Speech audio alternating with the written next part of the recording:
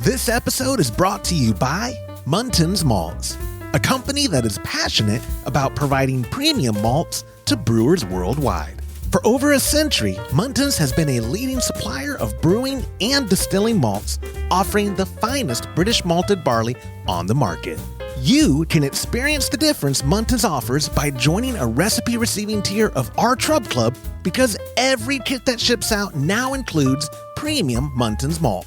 You know, we've known the Muntins crew for a long time, and I can tell you, friend, you're going to love brewing with their grains. Ask your local supply shop to carry Muntins malts, or homebrewers can join our Trub Club at homebrewhappyhour.com/club, be a part of the community, and come brew with us. Thank you, Muntins, for supporting our efforts and homebrewers worldwide.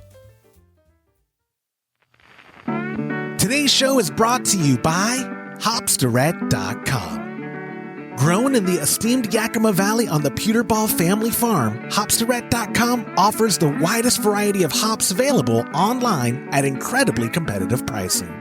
It's simple. They grow hops, they sell hops, and they ship hops straight from their family-owned farm to your doorstep. Producing the highest quality hops is hopsdirect.com's passion, and they're proud to be an independent grower in the craft beer industry. Go to hopsdirect.com right now and get what you need to make your brew day better. That's hopsdirect.com. Today's show is brought to you by Imperial Yeast. You hear us gushing over Imperial Yeast all the time, and that's because their yeast performs for us in every batch that we brew. Imperial Yeast is adored by commercial breweries and home brewers alike. Their pitch-right pouches are jam-packed with over 200 billion fresh yeast cells, guaranteed to deliver flawless, fast fermentations every time. Imperial Yeast strains are grown by a team of pro brewers and home brewers who live to help other brewers learn more and ferment better. Join any recipe receiving tier of our Trub Club and get a free upgrade to premium Imperial Yeast with every recipe kit that ships out to you. Learn more at homebrewhappyhour.com/club and come brew with us.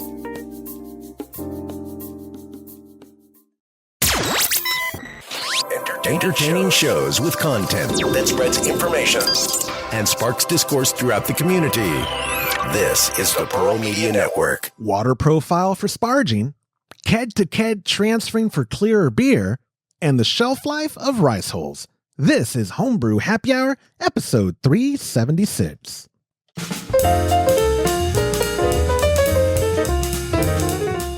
Well, hello and welcome back to another episode of the Homebrew Happy Hour. This is the show where we supply the answers to your homebrewing questions and discuss all things related to craft beer. And if you, my friend, have a question you'd like us to discuss on a future episode, you could go to homebrewhappyhour.com. You could click on that submit a question link at the top of the page, or even better, you could call it in to 325-305-6107. And when I use that question, that voicemail on a future episode, you get yourself a $25 gift card to kegconnection.com.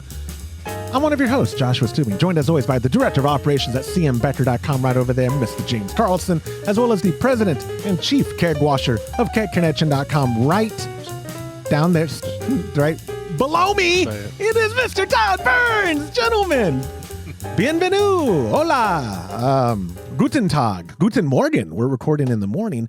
We normally record on Wednesdays. I actually came up there to headquarters on Wednesday of this week to do all the Trub Club recipes and get them at least pre-labeled because the yeast had to delay.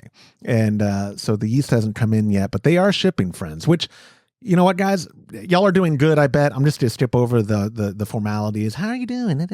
And just get right into the small talk of business.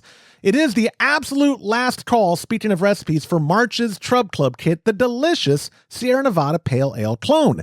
Go to patreon.com/homebrew happy hour, join a recipe receiving tier, and get this shipped out to you sometime soon.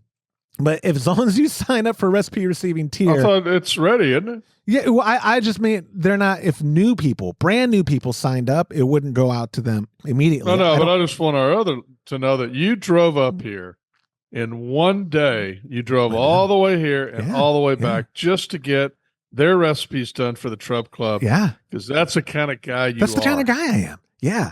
And I was hopped up on nicotine gum. That's what powered me. Did you?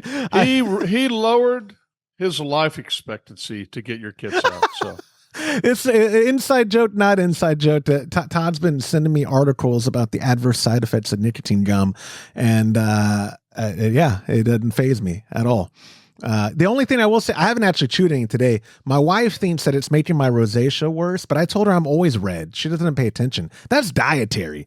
My cheeks and my forehead, the rosacea comes because it's the gum. Yeah, you sound. It's well documented. It's well documented. It's probably the pre-diabetes and the hypertension, but which you would argue, you'd say that's why you shouldn't do the gum. Yeah, that's because of the gum. Anyway, go to patreon.com/homebrew happy hour. Like I said, join a recipe receiving tier. And if you sign up in the month of March, you're still going to get this shipped out to you just the next time I'm up there at HQ.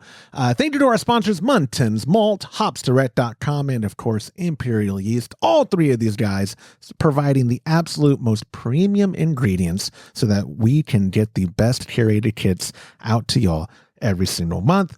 Also, it is way too late to sign up, but Kolsch Cup 2024 is coming up. The beer is doing a week, basically, next Friday, April 5th. We would love to have your beer by then so I can organize it when I come up the following week to do Kolsch Cup, which will be at least published, if not live streamed, April 11th through the 13th. We are very excited. The same people sponsoring our Chub Club kits are also sponsoring Kolsch Cup. We greatly appreciate it. And I can't wait to be drinking some delicious Kolsch up there at the barn. It's going to be fun. I got to follow up with Wes. He did tell me he could do it, but that was, 8 weeks ago or 6 weeks ago. I just got to make sure he's good for it. Y'all are good for it, right? Those dates, we're all good for it. I think we're all on the same page with that. But, and then I'll let you tell my daughter she's officing out of there. So you're going to have to kick her out. Oh, absolutely. I have no problem kicking your daughter out. I'll do it. Okay. All right. Don't forget to tell her. No, I'm just going to I don't think you've ever seen the mean side of my daughter. I can tell you haven't. I haven't been on the receiving end. No, I knew your daughter. I knew the teenage years of your daughter too. Yeah, I'm not talking about that. Yeah. That was extreme. Yeah. I'm just now getting that with my oldest daughter. It's a blast. Have I told y'all how enjoyable teenagers are? They're just the best. They're wonderful. Salt of the earth. Couldn't be better. Yeah, James laughing over there. Yeah, we're preaching to the choir. James knows. No, don't get me started on that.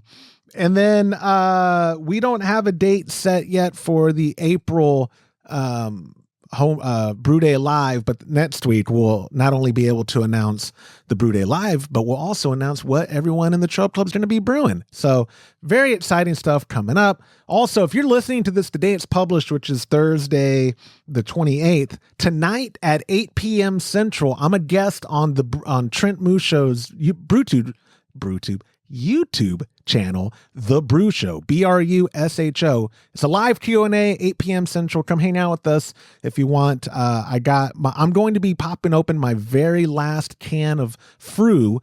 My friend who works for a local distributor did tell me Frew is coming back to Texas soon. So hopefully I'll be able to source Really? it. What's the story on that? He works for Flood Distribution, I believe is the name of it. And he just said that he said that they'll be stocking it. That's great to hear, because I looked for it yesterday, or not yesterday, the day before, and I didn't see it in one of the bigger liquor stores in the area. Yeah, because it stopped. What's the big one in Texas? I couldn't find that. I couldn't find Anchor Steam. It was weird. well, Anchor Steam's dead, my friend. We know they're done. But Frew, they're still making it and still very popular over there in Cologne. And for whatever reason, the distributor that they were working with a couple years ago dropped them. And so I've been hoarding my Frew, but I'm going to open one up for tonight, my last one, in hopes that my buddy's not lying to me, that I can get more soon. But it has to be consumed anyways. My dad actually still has a full mini keg of it, because we haven't found a reason to tap into it. Just like Todd, you still have a full mini keg of Brauery Kurtz. I can take care of that anytime you want. No, wait till I'm up there. I mean, we should just drink it. I agree. We'll invite James over. We can have dinner or something, and if he doesn't show up, we'll just drink it And ourselves. if he doesn't, how about we wait until you're done with the pool project, and then that can be we'll grand opening. A grand opening. We'll grill up there, and we'll or make hot dogs or hamburgers, whatever, and drink alt beer.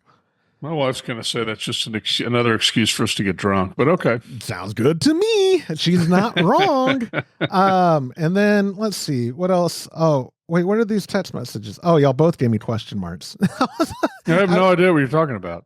Yeah, I don't. When I said I'll mute that, I sent that. Y'all obviously got that late. I sent it right at 9 a.m. It just came through. Yeah. At 9 a.m. I said I'm using the Homebrew Happy Hour link for Zoom because y'all weren't in the meeting. Oh, is that the reason I couldn't get on? I don't know. I'm just saying I sent that to y'all at 9. You're just now getting it 20 minutes later. Oh, yeah. Interesting. Anyway, I thought it was weird you were sending it during the podcast because I just happened to look at my phone. Were you looking at me and thinking like he can really text without looking because I was staring at the camera the whole time? Exactly. I probably could. I'm that addicted to my cell phone. Christy, my wife, last night I was texting with you, Todd, and she was disgusted by not only how often I am sending out a message, but how fast I can with my thumbs. She goes, how can you type that fast with your thumbs? I was like, I don't know. I'm like a monkey, man. Just it's, I've been doing, When did the first iPhone come out? I mean, I've been doing touchscreen typing it's been out, 12 years, 15 years? Has it? Right? Hasn't it been? When did it come out? Like 06, 07, 08, 09? Anyway. I don't know. It's very cool. I don't really care. I know. It's a very cool story. I did have those small talk, but I'm going to wait till the second question because it's way too similar to our buddy Pete, what he wrote in. So I believe that's all the small talk I have. We do have 3 questions, and the first one is sort of also not sort of, it is definitely a feedback and question. So with that being said, it's time for listener feedback. Listener feedback and a question. Our buddy Travis from Katy called in and left a great voicemail, which has some feedback first and then a question. So we're going to kick off the show with the voicemail from our buddy Travis from Katy. Hey guys, this is Travis from Katy, Texas.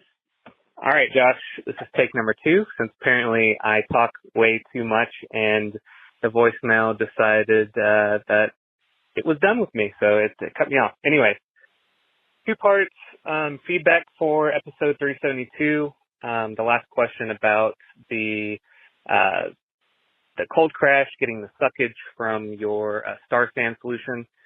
Yes, great product to suggest here that I use. It's called the Cold Crash Guardian. But check it out. Brewhardware.com sells it. So go show Bobby some love over there. Essentially, it's an air bladder that fills up with CO2 during fermentation, and you're able to use that CO2 during your cold crash, and it sucks back through the air bladder, and it actually has a check valve on your blow off to your Star Sand, so it won't suck. Look at that. Release CO2, but not suck the Star Sand back up through it. So, question is, do you guys treat your water for sparge and for mash? When do you add it? Do you add all of your minerals into mash water, or do you do a mixture of mash and sparge? How do you guys handle that? I've heard differing opinions. Anyways, great job, Josh, as always. Production is great. It is. Love the show. Check it out every week. So continue to keep up the good work, guys. Thanks. Travis must have talked forever because it's a 19-minute limit on. No, I'm kidding. It's like a 2-minute limit. It's actually very easy. I get this all the time where people call and they leave another one like, "Hey, I didn't realize I talked so long." I think it's a 2-minute. It might be a 3-minute limit. Either way, great. Whatever it is, it's good because you wouldn't want it any longer, right? You know me. I love dragging stuff out. I think it'd be great.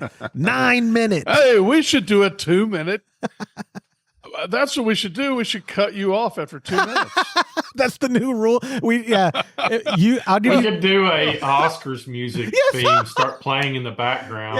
I'm gonna get my timer out now and get it started. That's our new policy. The crowd starts applauding. That's when Josh has to shut up. Yeah. Well, I'll add some orchestra music to this board. That would be hilarious. You're right. Yeah. So the first product, I believe our buddy Billy B from Boston, that's a lot of B's, had mentioned this on a feedback before. It's a great product. I'll put it in the description. Yeah, the Cold Crash Guardian. If you're worried about suckback, the way that we do things, I don't believe suckback has really been an issue for our procedure. But if you've got a fermenter that fits in your fridge and you're using that same vessel for cold crash, absolutely, yeah, suckback could be a problem. Now, regarding his question, I don't treat my water. James doesn't treat his water. We just use RO for everything. So in theory, the answer from James and I would be, we're using the exact same water profile for every part because it's just a blank slate RO. But Todd, as someone who does treat their water, wouldn't you want that same policy, the exact same mineral profile for your sparge water as you would for your mash? So I think there's probably two ways to look at it. If you do the water profile, I've got a hot liquor tank, obviously, and then I've got the mash tun, and so if you do it in that, and you put the equivalent that you need for the equivalent that you're brewing, and then you start pouring water in from your hot liquor tank, it's going to mix with that and all go into the final brew. So you don't really have to do it in both vessels. You could just do it in the second vessel. And then as a hot liquor tank puts water in there and brings it over to your boil kettle, you're going to have the proper mixture. Right. Okay. And is that specific to just the way you're brewing, or is that a universal principle of because like for me, I don't know. I only care about how I brew. I think it would work for anything. So anytime that you put all your minerals that you want eventually in there, and then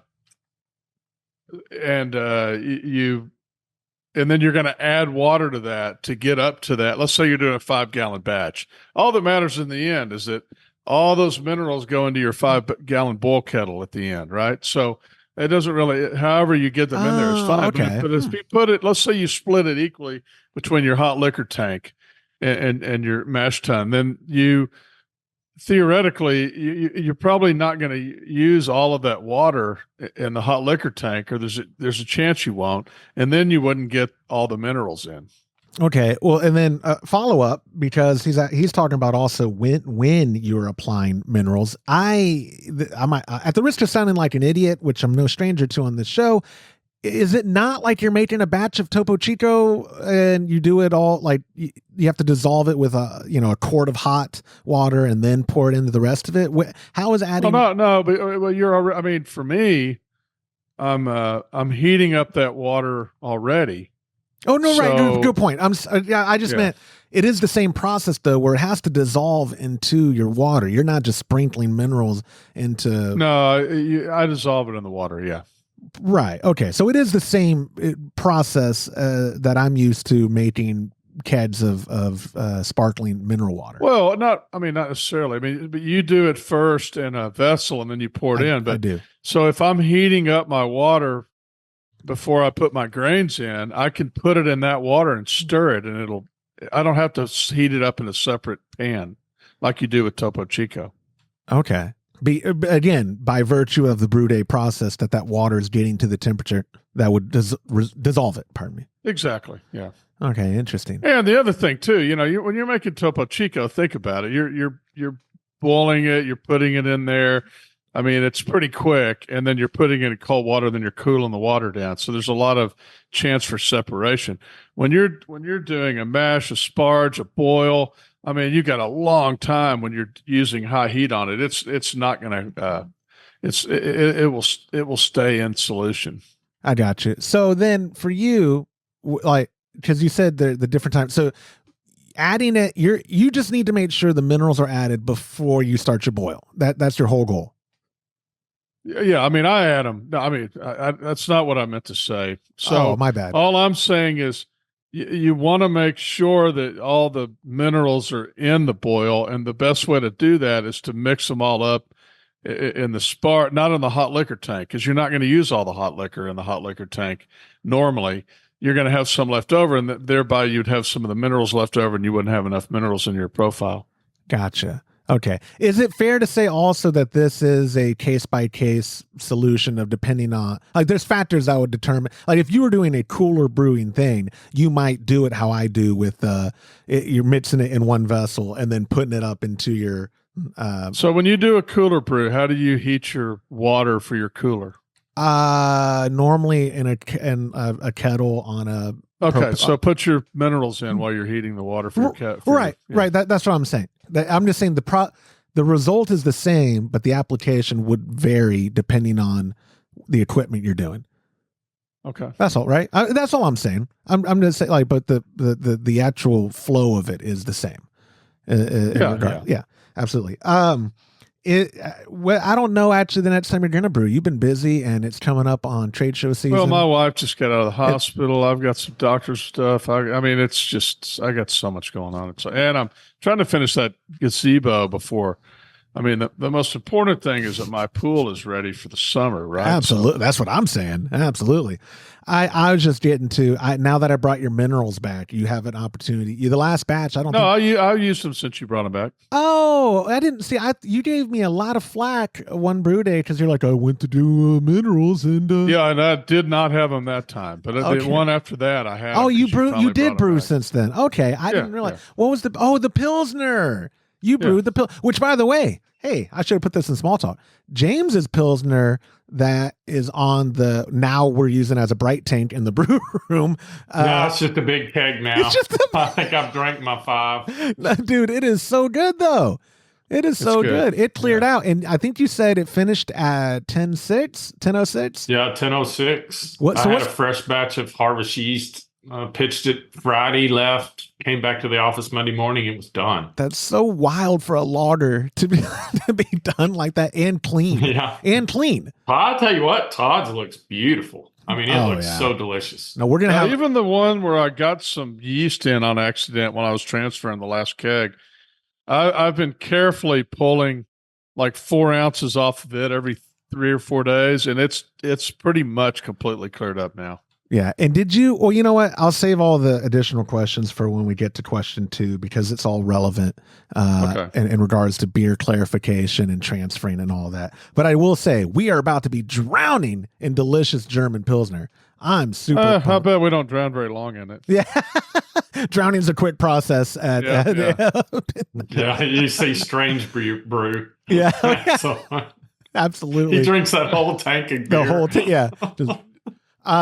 Anyways, Travis, thank you so much for submitting the voicemail, the feedback, and the question. He still only gets a $25 gift card. But a good reminder that when you call 325-305-6107 and you leave a voicemail that I use on a future episode, you get yourself a $25 gift card to kegconnection.com. Alternatively, you could use the submit a question link at the top of homebrewhappyhour.com or text our hotline. And if I use your question that way, you get yourself a $15 gift card, which I still think is pretty stinking good. Like our buddy Pete did. Pete texted us and he wrote, "Hi, Josh. Right before you fellas drove to NHC, which is what old timers call HomebrewCon, National Homebrew Convention, and right before you fellas drove to NHC in San Diego, Todd suggested that you transfer from the first keg you packaged into a different keg using closed transferring. It was implied that this would help clear the beer, but I have a question.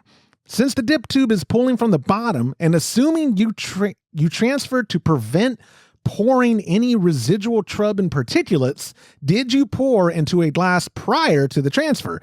Wouldn't the act of transferring agitate the beer all the same and cause it to be just as cloudy in the new keg? I'm failing to understand how the transfer could be effective unless proper filtering was involved. I hope I don't sound too harsh. I do love the podcast and YouTube channel. Thinking out loud and hoping Todd can clarify for me. Pun intended. Pete, is a good feedback. I just do what I'm told, Pete. That's all. That's why I did what I did. I just do what I'm told. Todd, it was suggested that I transfer. Yeah, James made me a very nice little jumper cable. Maybe 12, 18 inches tops. I'm bad at measuring. But it was a short little jumper cable and liquid to liquid so that I could do a closed transfer without oxidizing the batch. And when we took it to San Diego, I thought it looked fine. It wasn't the clearest beer I ever did. I didn't filter it, and I didn't use a fining agent, but I thought that transfer probably did its job. Do you understand what Pete's asking, Todd? Yeah. So there's two answers. One is sometimes you have a keg and the dip tube's a little higher up. It's not scraping the bottom or in that little hole that's in the bottom. It's a little higher up. And what happens is all your crap settles down in that dead space and you're pouring perfectly clear beer, but then you move the keg and you're not anymore. So if in that situation, you can if you already have really clear beer that's coming out, then you can transfer from that keg as it is to another keg, leave all that crap on the bottom. I don't know if you've ever noticed, but a lot of times when you finish a beer and even your last pour is fairly clear, you open up the keg and it looks like there's a huge cake of yeast on the bottom. So if you're transporting something, you just don't want to disturb that. That's why you're transferring over. The second answer would be another way to do it is if you've got beer that's kind of cloudy and it never does really pour that great, you can do a transfer with a floating dip tube and you pull off the top and say a lot of it is settled down. So you're able to pull clear beer off the top. And then once you get down, you watch it, not like I did on my last transfer, but you actually watch it as it's transferring. And when you start seeing yeast in the line, you immediately disconnect it. So you're not pulling any of that cloudy beer into your keg. So those are the two ways that I've done it before. Yeah, for clarification, he means the using clear tube so that you can watch. Because if you're in kegs, you obviously don't have a visual on anything. Yeah, you do because you're. When you do a transfer from keg to keg, that hose is clear. No. That's what I was saying. I was saying that is what you have to be watching. You're not doing it with the lid open and watching inside the keg. Oh yeah. You're watching the hose. Yes, you're watching the hose. That and like I said, the 16, 18 inches, whatever my jumper line is the perfect amount to be able to notice it. My brain go, oh crap, and then unplug it. But I've only done it once. Now, James, let me throw this to you because you filter. Do you find filtering is the best way to just not avoid? Is that the best path of least resistance to clear beer for a home brewer? That's pretty simple, but it won't make it bright unless you use a half micron. So then the smaller micron you go, the more expensive the filters are. You can get a 5 micron and a 1 micron on Amazon for a couple. If you buy enough in bulk, you can buy them for as little as $1.50 a piece. But when you get into a half a micron filter, those are $20 a piece. $20? Yeah. So I think Oh, go ahead. I'm sorry. That's okay. Go ahead. No, I was just going to say that. So a good example would be that beer that your dad and you gave me that's the whole reason we started this conversation last night. Yeah. When I poured the first beer out of it last night after letting it sit for like 3 days, that first 4 ounces literally looked like when you clear the yeast on the bottom of your brewing system. But then the next 4 ounce glass was fairly clear. So I think that's what you would get out with the 5 is that really thick stuff, right, James? Mm-hmm. And so, but it also, I've noticed that it'll coat it so much that it won't even flow anymore. So you almost need to clear it some before you filter, right? Or how do you handle that? I've had good luck with the 5 first and then a 1. So you go 5 and 1 and it seems to be okay. And at least for, what we do, I can do 5 kegs. Or I did 5 that day that we did I filtered all the beer for HomebrewCon. It didn't look like it by the time we got there, but it's probably because it was agitating the whole way, 1,250 miles all the way to California. It was a bumpy drive too, dude. But I think the most important thing is if you're going to do a closed transfer, just make sure the beer's cold because all that stuff that sediment kind of stays in place if it's cold. If it's warm, you can. I remember the days in carboy days when they weren't cold. I was transferring warm wort or beer into kegs, and you could see it like wisps of steam coming off the bed at the bottom, and just following the flow of liquid to the tube. But when it's cold, it doesn't do that. Interesting. Yeah, no, you're right. And so, before I start injecting all my personal stuff, Todd and James, let's answer his. So you added something where you're like the dip tube. If it's a normal standard old dip tube that does go to the bottom, would you then, before transferring, Todd, pour a glass or two before transferring to the new keg to avoid? Okay, so if it goes all the way to the bottom, yes, and it goes into that indention, then it's not going to help to transfer because if you're getting clear beer and you're already at the very bottom, it's probably not going to make much difference. But having said that, it might, because it might be up on the sides more and be sticking there. I guess the rule of thumb is if you're pouring super clear beer, then you could just transfer it as super clear beer into a new keg and you're fine. Got you. I have literally, I went to my cousin's, my wife's cousin's place. It was probably more than a year ago, but I took this beer and it was pouring beautiful, very, very clear. And I got there and I'm like, y'all are going to love this beer. It's this wonderful clear beer. And I pour a beer and it's just freaking cloudy, nasty looking beer. and it's totally because of that stuff that had collected on the bottom. Yeah. And I might even argue that maybe that would still happen even if it touched the bottom, because what it ends up doing is sucking that off the bottom and eats away around it. But eventually it's just sticking on the sides and on the bottom away from that, and it would still get in there if you transfer. So no matter what, if you transfer it to another keg after you've let it settle and you've cleared it out a little bit, I think it will help for transportation. So then you don't need to do it unless you're transporting, though. That's the important thing. Well, and I say, in true or false, he made a claim, or actually it was a question. Does the act of transferring agitate the beer? I would assume it. Not in my experience. Okay, yeah. Well, and it does have to be anecdotal, right? Now, I would say that I don't transfer super fast either. I think if you shot it up to 20 psi and transferred it 20 psi, and you had a lot more flow, the more flow you have, the more it's going to agitate it. But I usually transfer it like I transfer 8 or 10 or something. I could go up to 10. I do it at 5. As long as you have clear beer going on, it doesn't matter. It doesn't. Yeah. Interesting. Yeah, I've been doing it at 5, dude.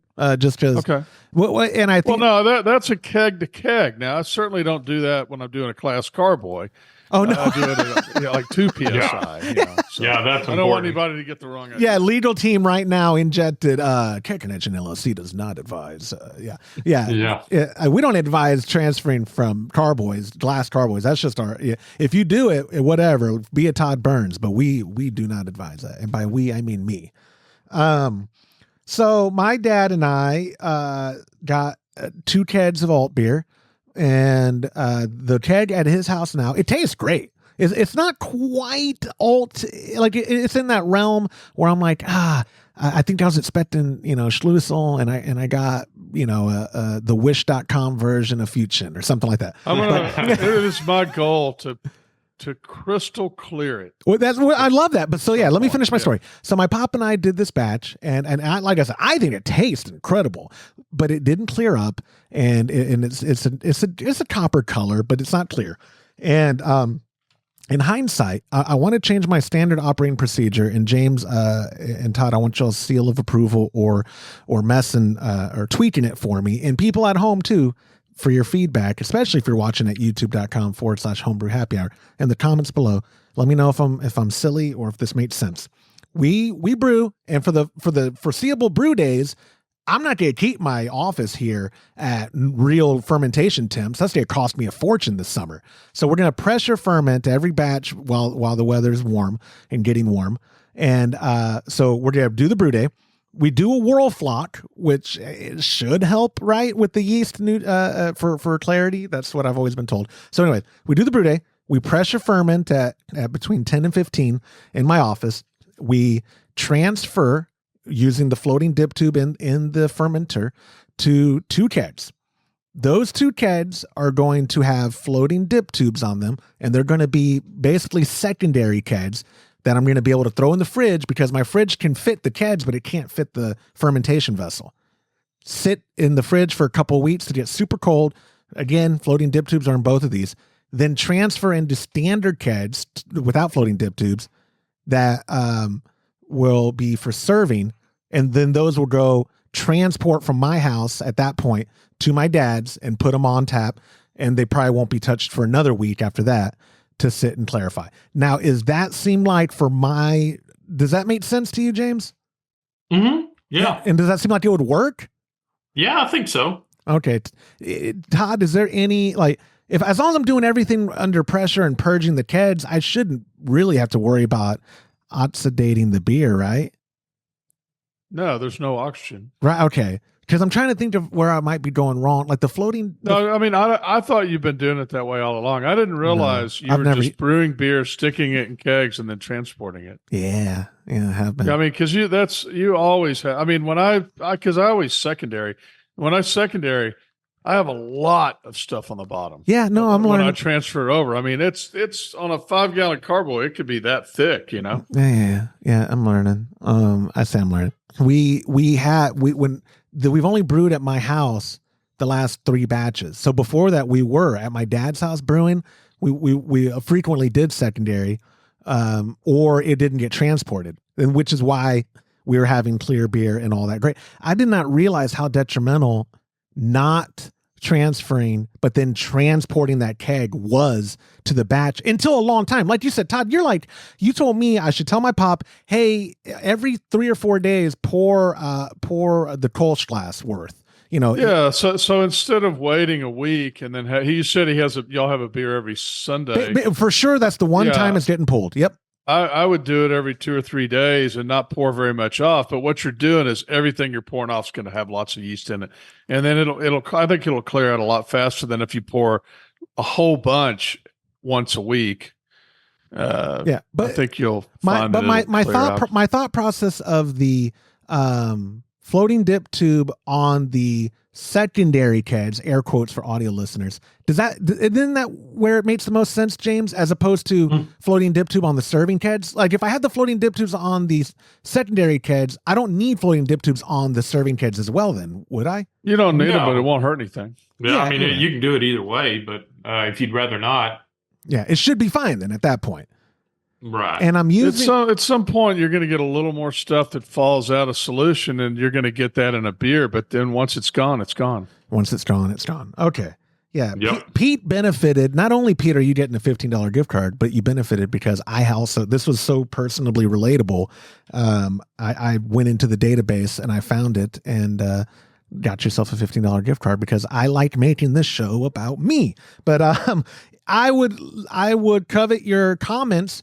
This is another great time to remind y'all, if you're watching at youtube.com/homebrew happy hour, smash that like button, hit subscribe, the bell notification if you want to know when we publish videos. It's not just the weekly episode. We also have how-tos and blah, blah, blah.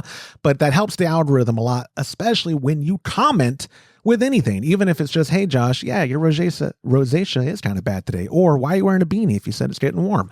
Whatever you want to comment, that helps out the algorithm. But I would really like your feedback on my process of brewing, transferring, cold crash, transferring, serving. Does it make sense to you? Again, the context, this is so open-ended. People will be like, here's what I do. And I'd love to hear that, but it is very contingent upon the equipment that you have. I would love a fridge that could house my Firmzilla, so I just put it in there for cold crashing and then transfer to one keg. Because all this stuff, Todd, I don't know if you know this, I don't like doing extra work if I don't have to. It's terrible.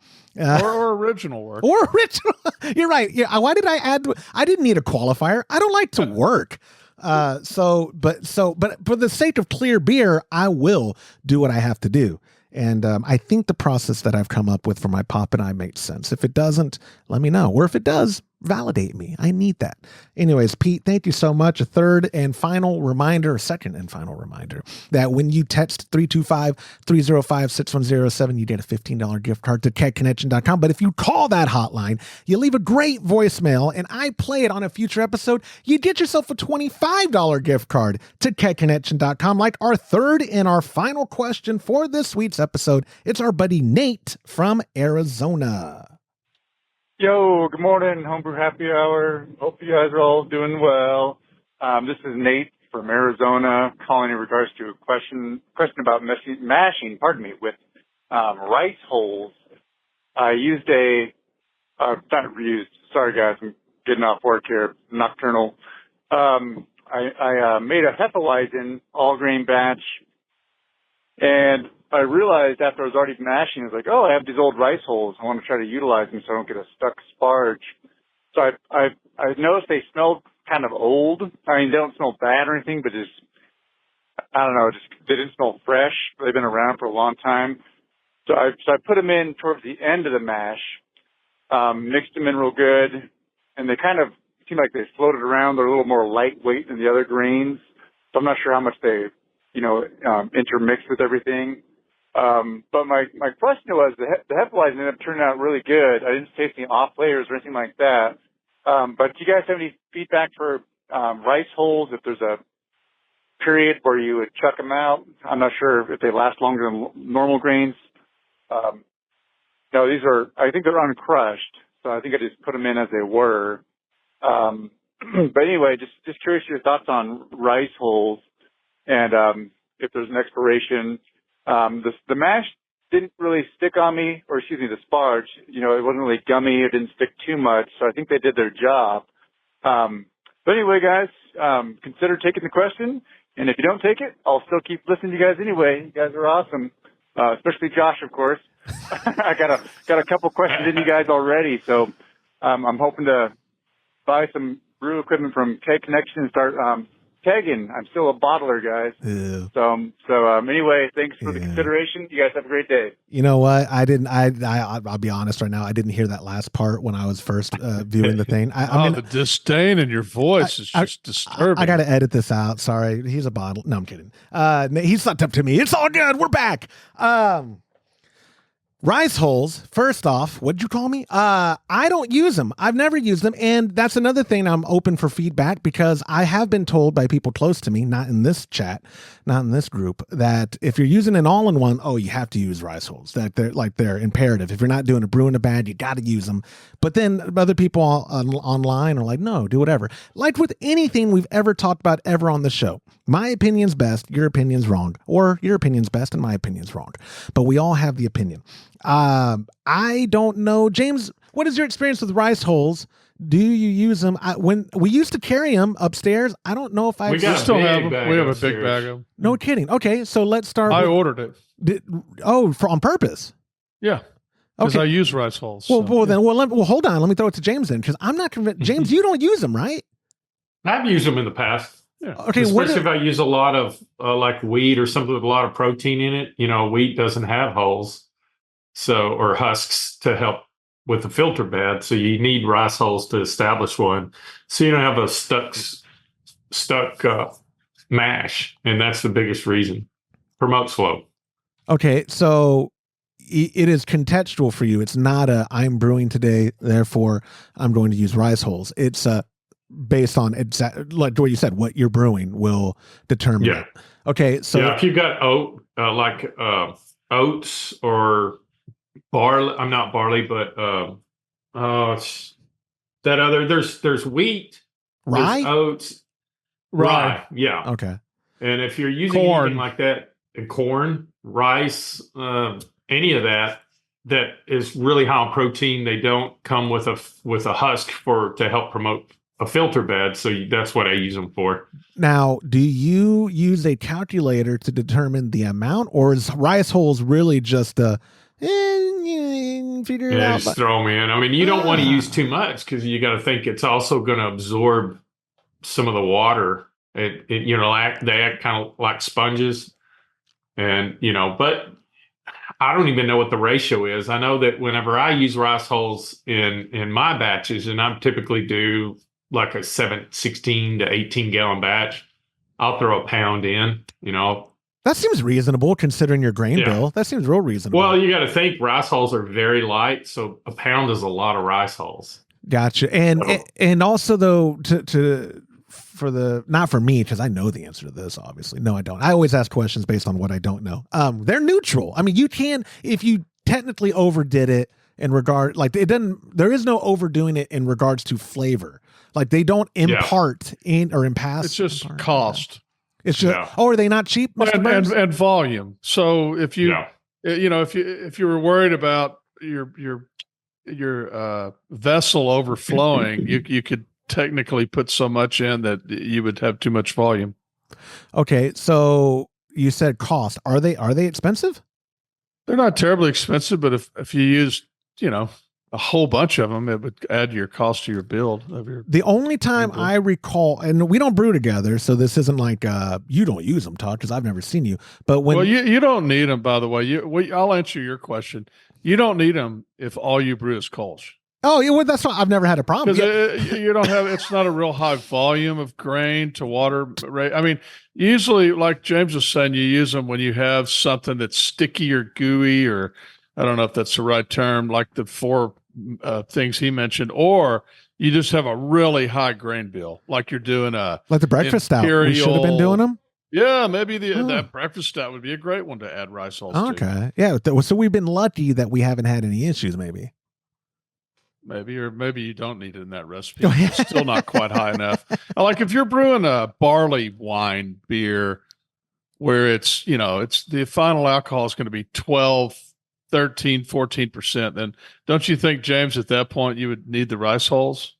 Well, I only use it because you got to think that with the grain bill, if we're using barley and barley has husks or husks from the grain bed, then you're going to get husks going with that grain bill to use to establish as a filter. But if 20-30% of that's wheat or anything that doesn't come with husks when you process it, like wheat and rye and rice or anything like that, then you absolutely, this is my opinion, that's when I go in and step in and put rice hulls in, because I know that could potentially be a problem. Okay, follow up again for the listeners at home, not for me, the expert. Are rice hulls used like ready to go out of the bag, or they require so they do not require being part of the milling process?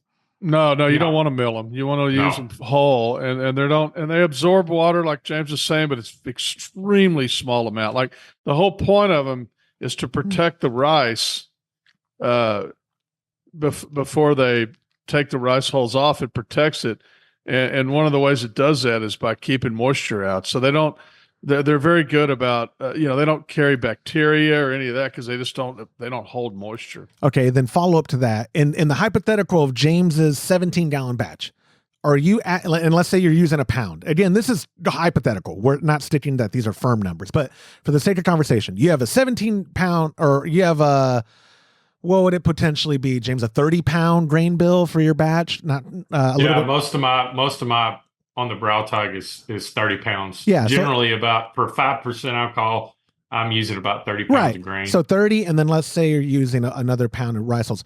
Are you splitting that up evenly during the mash-in process of a little bit of hulls, now some grain, now a little bit of hulls? Or do you add it at the top, at the end of it? When is the ideal? No, I always, once my grains are ground or I've run them through the mill, then I mix the rice hulls in with the grains. It's almost impossible if you forget to add rice hulls, and like on the Brautag, I've had in the past, oh crap, I forgot to put, that was the Pilsner, the wheat pills that I did, and I had to add them after the fact. And Todd's right, they're almost hydrophobic. They want to lay on the top and they don't want to absorb and fall down to the bottom. And it just took just stirring and stirring to finally get them to mix into the grain bed.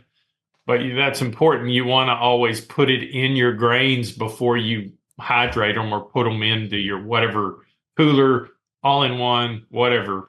But if you try to add it afterwards, it can be pain. No bueno. Okay, Todd, you just bought a bag because you use the rice hulls. What is the way you store the bag, and how do you know, like if you're Nate and it doesn't smell fresh but it doesn't smell bad, at what point do you go, I really shouldn't use these? I've never heard of rice hulls going bad. Okay. I think they pretty much have I don't want to say indefinite shelf life, but an indefinite shelf life. You say that about ketchup, though, too, to be fair. It has an indefinite shelf life for me, because it never lasts long enough to go bad. And No, I don't want that's- to put it in the refrigerator. You don't. I know. That's Never. so wild to me. It says refrigerate after opening, and you're like, suggestion. Yeah, food manufacturers started to. I've had my friend Eric leave it in his hot RV in the Texas weather at the airport for a month, and had it turn completely brown in color, and still he uses it as ketchup, and it's never had any health effects. It has a lot of vinegar in it. That's the reason. Yeah. But the rice holes, you're saying, like, until someone corrects us in the comments. I want to talk about ketchup. That's more exciting to me. Yeah, ketchup happy hour. Ketchup happy. So you're making the claim now that an average brewer would go through the rice holes before it got detrimentally bad, and bad as in unusable. Yeah. Because it's so subjective of a term. So my pop and I doing monthly brew days of the Trub Club kits. Will y'all let me know when it should be appropriate to use rice holes? Sure. I didn't realize you were doing that. You are doing that now. Yeah, this whole year so far. Yeah, we've lucked out though because it's been alt beer, Kolsch, pale ale, and so none of those. I'm assuming y'all correct me. None of those would have benefited from rice holes. You wouldn't need them. But next month, if it's the proposed recipe, which I'm not talking about it right now yet, it'll be a surprise for next week's episode. Maybe I forgot what it was, so it didn't help me. Me too. I love it. I love it. We have no idea. I mean, I can't answer the question. If you go onto the spreadsheet I've created, it'll be there. And I also, though, have to update the grains I used yesterday. So I'll go on the spreadsheet too. But remember it was, anyway, that recipe, I got to go look at the grain bill for it. It might benefit from it. And so then I'll have to figure out, actually, I'm soliciting people listening or watching right now. If there is a rule of thumb ratio you use, if I have a 11-pound, 5-gallon kit, I'm going to do 8 ounces or no, you don't need it for the next kit. Okay, perfect. I didn't know because it's very straightforward. So I wouldn't think I would either. But anyway, this is a good episode of soliciting feedback. As I'm saying, I need more voicemail questions, which we do. We don't need any more feedback. We need voicemail questions. How about, I'm soliciting voicemail questions and I'm soliciting YouTube comments. We are, like I said, the vast, it's ridiculous. The vast majority of people who listen to the show, which I get it. It's kind of long form. It's good for a commute, all that. Sitting down and watching this mug on YouTube is not ideal. But why would you do that? Please tell me why you would do that. A lot of people watch us on their brew day, okay? It's mildly entertaining, and it makes them feel better about themselves. That's just the feedback I've gotten. It does. Plus, you could see our facial expressions when I'm talking. When we get mad at each other. When we get mad, but I am soliciting feedback in the form of YouTube comments. I would love that because it does help the algorithm, and it would help our channel continue to grow. We have a very slow burn of growth. We're coming up on I think 6,000 or 7,000 subscribers. So it's a slow burn, guys, but we're getting there. More listeners than that. Oh, usually, way more. right? Yeah. The audio version, way more. When I have to provide metrics to potential partners or whatever, I have no absolutely. Here's the login to our Libsyn as an analyst. Have at it. Yeah, those are great numbers. The YouTube though, and again, we're not Joe Rogan. He's back on YouTube. We're not Rogan. We're not gonna get those numbers, but either way, I'm digressing like I always do. Nate, thank you so much for submitting the question. Guys, that's all I have for y'all this week. Todd, I know you got to get going. James, you got to get going. We're short-staffed again, and poor James, it all is on him. So y'all enjoy the rest of your day. I appreciate y'all's time. Thank you. And I'll see y'all next week.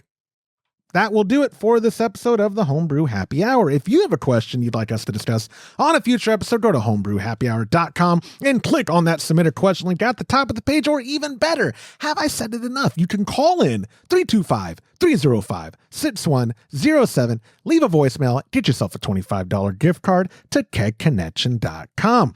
Thank you to our show sponsors like Muntons Malt, premium grains for a better brew day. If you aren't already brewing with Muntons, give them a try by joining our Trub Club at a recipe receiving level. For the best hops available online, give our friends at hopsdirect.com a visit and pick up what you need for your next brew day. Also, get a pack of Imperial yeast along with premium recipes from us when you join the Trub Club. Go to patreon.com/homebrew happy hour and come brew with us. On behalf of Todd Burns, James Carlson, and the Pearl Media Network, I'm Joshua Stubing. Thanks for listening.